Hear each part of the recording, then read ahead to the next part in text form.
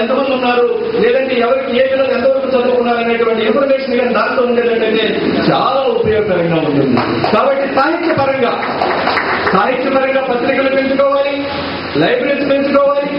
అదేవిధంగా ఇవాళ పెరుగుతున్నటువంటి సాంకేతిక విలువలకు అనుకూలంగా వెబ్సైట్ ఏర్పాటు చేసుకోవాల్సినటువంటి అవసరం ఉందనేటువంటి ఈ సందర్భంగా మనం చేస్తా ఉన్నాను. కాబట్టి అందరూ కూడా ఇవాళ ఒక చక్కటి అవకాశం, ఇంతమంది ప్రముఖులు ఇక్కడికి విచ్చేశారు. పెద్దలు గోవిందప్ప గారు వచ్చిన, కాదు సత్యనారాయణ వచ్చారేం కాదు.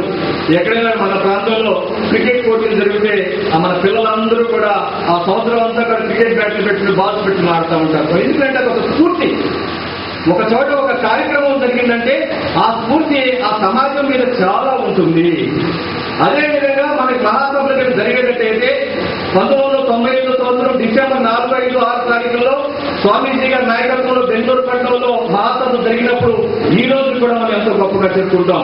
3 లక్షల మంది దేవాంగులు కర్ణాటక రాష్ట్రంలో బెంగళూరు పట్టణంలో ట్రాఫిక్ జామ్, 4 గంటలు ట్రాఫిక్ జామ్ అయ్యే విధంగా ప్రదర్శన చేశారంటే ఇది భారతదేశంలోనే రికార్డు అయినటువంటి విషయాన్ని మనం చేస్తా ఉన్నాం. అంత ఉన్నతమైనటువంటి జాతి అయినటువంటి మంది, మహోన్నతమైనటువంటి జాతి మంది. మన కులం గురించి మనం గొప్పగా చెప్పుకోవడం అనుకోకూడదు, కానీ తక్కువ చేసుకోకూడదు, చెప్పుకోకూడదు. మన కాళ్ళ మీద మనం కష్టపెడతాం, మన వృత్తిని మనం గౌరవించుకుంటాం, మనకున్నటువంటి సృజనాత్మకతని గౌరవించుకొని మనం చేసేటువంటి మొత్తాన్ని నమ్ముకునేటువంటి వాళ్ళు, మనం చేసేటువంటి కలంకారీ భావాన్ని నమ్ముకునేటువంటి వ్యక్తులు మనం ఎవరి మీద కూడా ఎక్కడెక్కడ చాలా పౌరుషవంతంగా పలికేటువంటి నిజాయితీ కలిగినటువంటి జాతి మనం. ఆ జాతిని అందరినీ కూడా సంఘటితం చేయడానికి మంచి సమర్థవంతమైనటువంటి నాయకత్వం చాలా అవసరం ఉందని చెప్పి సందర్భంగా మనం చేసుకుంటూ, ముఖ్యంగా రాజమండ్రి పట్టణం నుంచి చాలా మంది ప్రముఖులు వచ్చారు. వేదిక చిన్నదవటం చేత అందరినీ కూడా పిలవలేకపోయాము. నేను ముఖ్యంగా మనం చేసేది ఏంటంటే 1998 సంవత్సరంలో నేను ముఖ్యంగా రాజ్కుమార్ గారికి సన్మానం అంటే, రాజ్కుమార్ గారికి ఇది చాలా చిన్న పదవి. రాజ్కుమార్ గారు మన సన్న రమేష్ గారితో పాటుగా ఈ శాసనసభలో అడుగు పెట్టాల్సినటువంటి రాజకీయ అర్హత కలిగినటువంటి కుటుంబం నుంచి వచ్చినటువంటి వ్యక్తి. బొమ్మన రామచంద్రరావు గారు వీరికి సీట్ ఇస్తే సరిపోతుందంటే ఆయన పార్లమెంట్ సభ్యులు అయిపోయినటువంటి పరిస్థితి.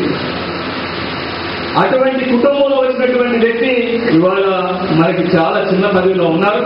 చిన్నదైనా పెద్దదైనా మనం గౌరవించుకోవడంలో మరి మనం అందరం కూడా కలిసి ఉండేటువంటి దానికి ప్రాధాన్యత ఇస్తున్నాం. కాబట్టి వారికి భవిష్యత్తులో మరింత ఉన్నతమైనటువంటి శిఖరాలకు రావాలని, మీ యొక్క జాతి ఇక్కడంతా కూడా నలుమూలలా వ్యాపించి ఉన్నది.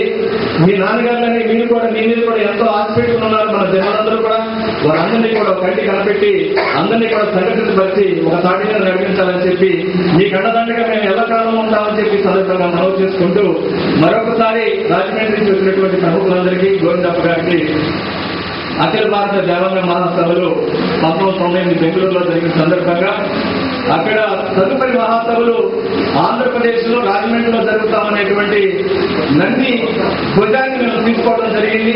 ఇప్పటికే కాలేజీ అయిపోయింది.